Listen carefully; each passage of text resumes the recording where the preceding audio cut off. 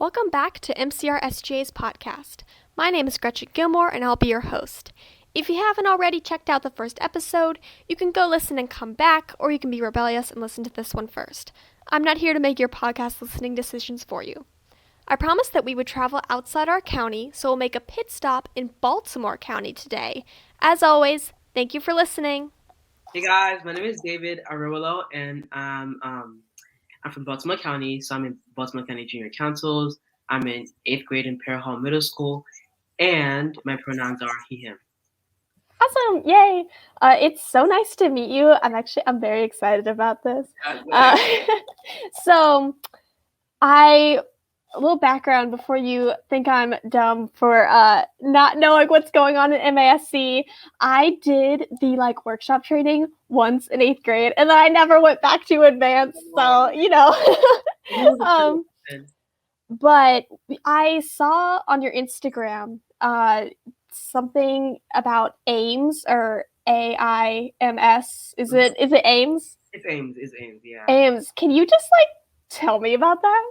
All right. So when I was in 7th grade last year, and I ran for the second VP position, right?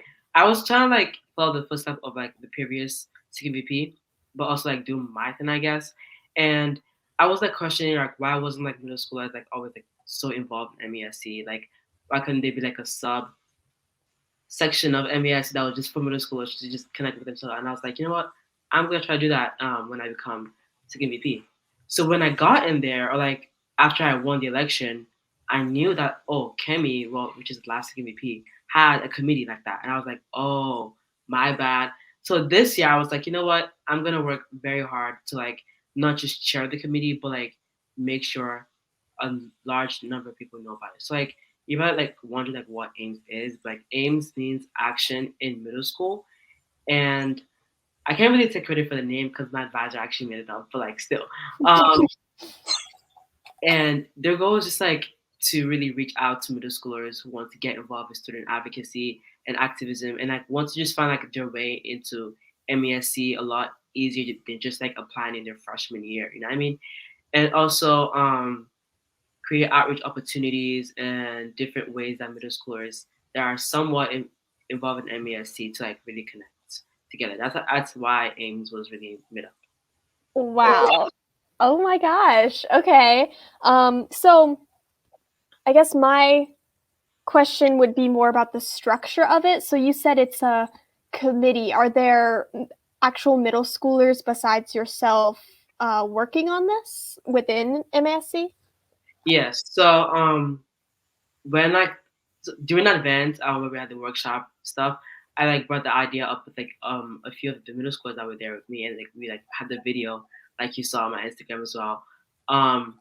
And I can say the second VP of Frederick County and the middle school coordinator of Inner Arundel, which is Crack's Pacific region, we worked on it really well together. We have so the way we structured the committee is that we have the big group, right, the General Assembly group, and we have our meetings every month, and then we have the subcommittee groups, which is where the work is actually being done. So within the committee, there's a subcommittee, and the subcommittee gets different aspects of what AIMS done. So we have three right now. We have the involvement, outreach, and resource. The involvement really just works on in the MASC. They're working right now on creating an online event for middle schoolers to get involved in MASC, and future people once again MASC next year that middle schoolers can also find their route. And then the resource committee works really well on, I believe I can't really say too much about it, but this year we have planned a series of documents to make for middle school student councils. So they're working on that right now, and the outreach committee are working on the newsletters and the second VP report videos that I make every 2 months. Yeah.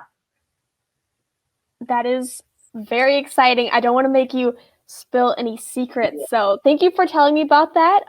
And I also have a question. So you're in BCJC, you said, right? Yes, I am. So I'm in Montgomery County, and we have an MCJC. And to my knowledge, not every county has like their own middle school countywide SGA organization, I guess would be the best word for it. Yeah. Do you feel like after getting a BCJC, like that has promoted inclusion of like the middle school voice and advocacy specifically in your county? Yeah. I think it really has, but I can definitely say the reason why Montgomery County and Baltimore County has it is because we have a lot of involvement in our county student council.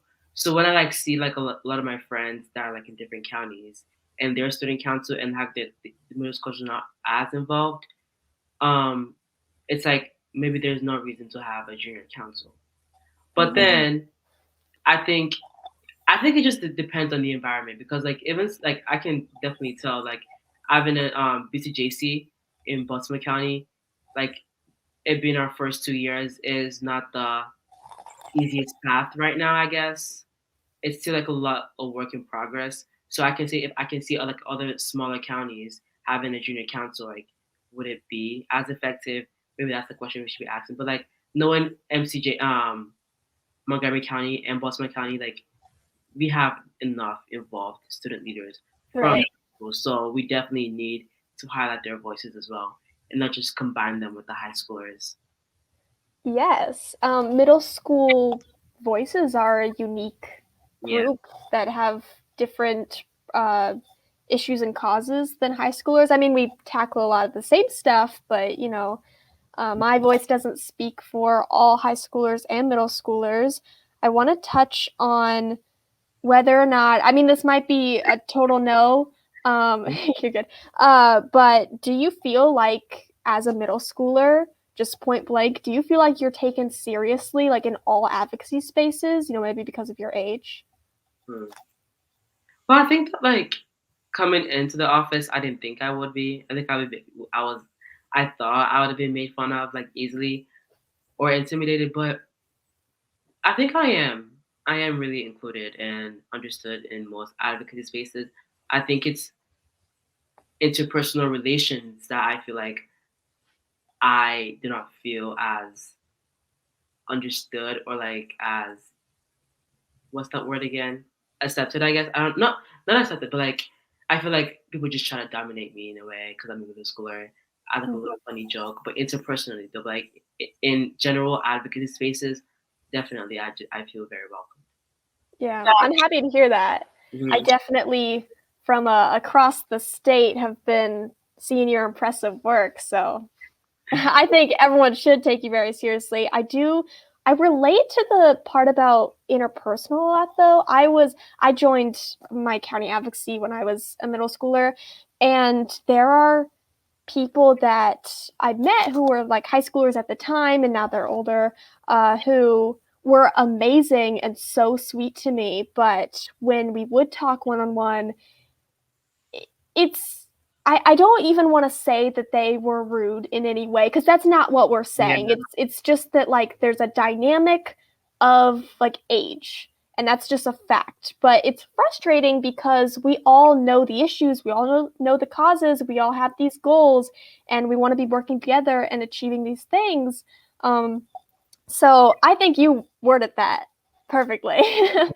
I always have what always want to ask is like people who do advocacy, do they have like a favorite advocacy story? It doesn't have to be like funny, but is there like a moment you like a lot? Okay, I'm gonna start all the way back in fifth grade, right? Okay. In the fifth grade, I joined. I moved to a new school, and somehow they like made student council in my school for the first year, and I was like, running for office, let's do it. So I did it, and COVID happened. I couldn't even like the election was not there. All of that just shut down. But then sixth grade happened, and I knew about the Parahall Middle School Student Council. And apparently in Parahall Middle School, no, it's a very big school. The student council was like really highlighted. Like there was like a really like good spirit of student council there and advocacy. And I was like, you know what, I'll do it. And I applied to be and we had to apply to be in homeroom for the student council. So I applied to do it and I got in. And then that same year, we had to like decide who was going to be the officers for student council, and I ran to be historian. And that was like the changing point because like everybody expected it. The officers, the five officers should be eighth graders, right? But somehow I was like, you know what? I think I can do this. Like, actually, I do think so. So, I did my little thing. I like wrote my speech, started like getting connected with like everybody else, like, and like I had like family there too. I like it was just a lot of like scrambling at that time, and somehow I won. And that just like felt so good. So like when I became a historian, it was just like an increase in my like just the way I acted, I guess. And then my school that year was applying for the MESC for like Simon Awards. So we were like doing a bunch of stuff, and then we found out Miss Moody, like she emailed like the advisors that were member schools in middle school that they had no applicants for MESC second VP, and they were gonna extend it, right? And they put it on Instagram as well, and I was like, this is a big leap. I'm not even in Baltimore County Student Council yet. Like this is a big leap. I was like, you know what? Like, Right. what can happen if I lose? I lose.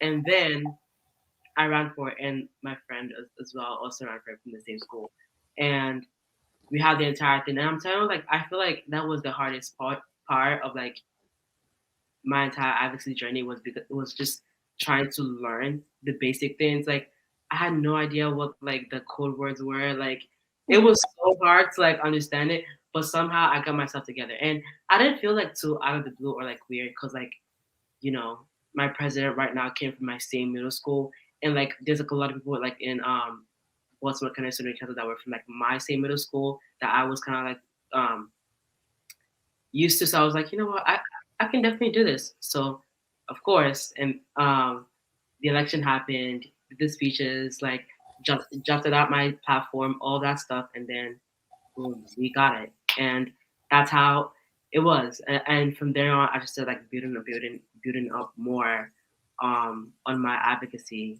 journey because I wanted to just like get better. Oh my gosh. I love that story. I, oh my, okay, so many, yeah, you went for it. That's awesome.